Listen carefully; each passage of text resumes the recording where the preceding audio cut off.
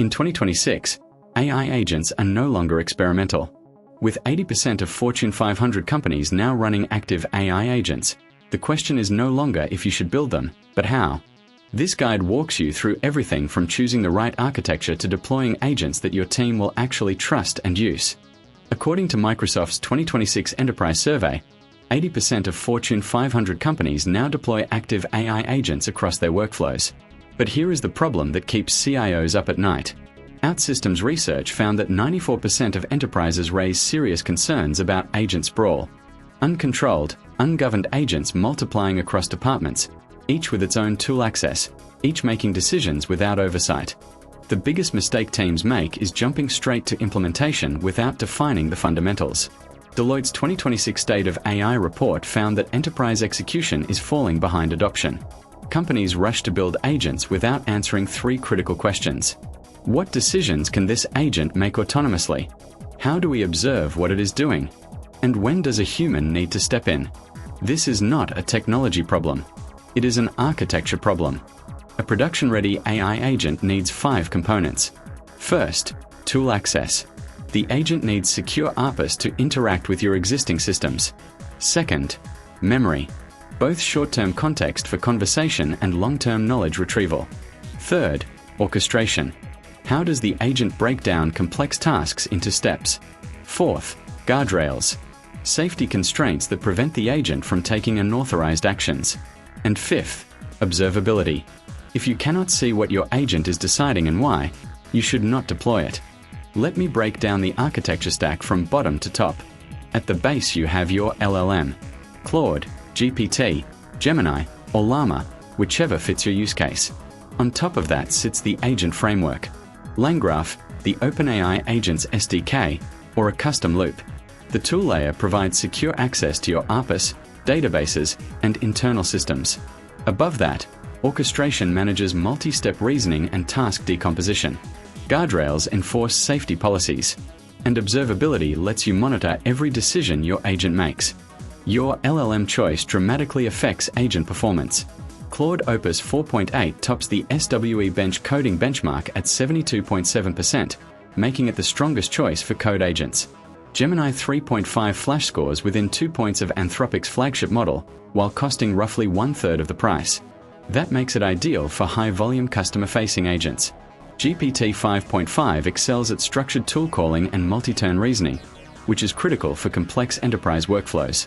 Pick your model based on your agent's primary task. Every AI agent runs on a fundamental loop. The agent observes its current state, including user input and available context. It thinks by reasoning about what needs to happen next. It acts by calling tools, generating responses, or updating state. Then it observes the result and starts the loop again. LangGraph implements this as a state machine with nodes and edges. The openai-agents SDK uses a simpler handoff-based model. The choice of framework determines how you handle errors, retries, and multi-agent coordination. Your agent is only as good as its tools. Each tool needs a crystal-clear description so the LLM knows exactly when to call it. Parameters must be validated strictly. If a tool expects a date string, reject anything that is not a date. And authentication must follow the principle of least privilege. Your customer support agent should not have access to your billing database. The Snowflake-Anthropic partnership announced this month is a perfect example of governed tool access at enterprise scale. Modern LLMs support enormous context windows. Gemini 3.5 handles 2 million tokens.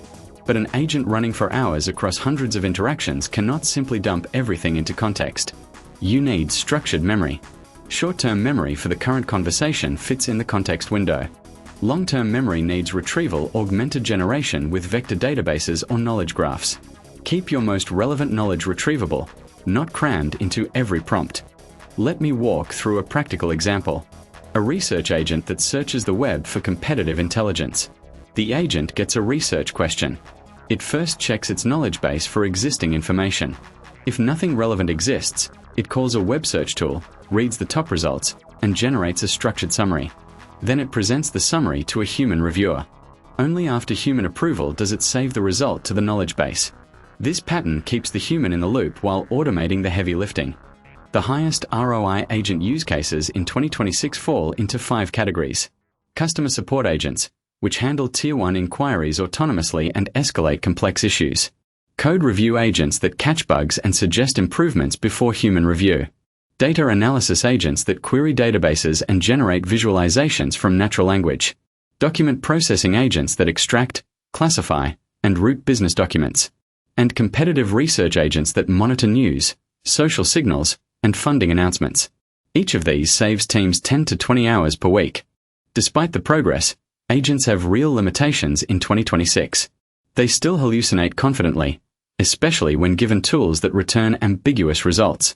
Multi-step chains of reasoning can drift off track, especially beyond 10 to 15 tool calls. Agents cannot perform true causal reasoning. If your task requires understanding that event A caused event B in the physical world, an agent will guess, not reason. And agents remain completely disconnected from the physical world unless integrated with IoT or robotic systems. Before deploying any agent to production, run through this checklist. 1. Have you tested your guardrails with adversarial inputs? 2. Is your observability pipeline live and capturing every agent decision? 3. Does your error handling cover every tool failure gracefully? 4. Have you set cost caps so a runaway agent does not burn your budget? 5. Does the agent have a defined fallback when it cannot complete a task? And 6. Is there a human review step for high-stakes decisions? If the answer to any of these is no, your agent is not ready for production. McKinsey found that only about 10% of enterprise functions currently use AI agents. But the trajectory is clear. The Snowflake-Anthropic partnership, Microsoft's agentic AI push, and Google's Gemini agent capabilities all point in the same direction. Enterprise AI agents are becoming the default interface for business operations. The companies that invest now in structured, governed, observable agent architectures will have a massive competitive advantage. The ones that treat agents as an experiment will be left behind. Here is your action plan. Pick one workflow in your organization that is repetitive, structured, and has clear success criteria. Define what decisions the agent can make autonomously and which decisions need human approval. Add guardrails, observability, and cost controls from day one. Deploy with human oversight. Measure the time saved and the error rate. Then iterate. The era of enterprise AI agents is not coming. It is already here. Subscribe and hit the bell for more practical AI guides every week.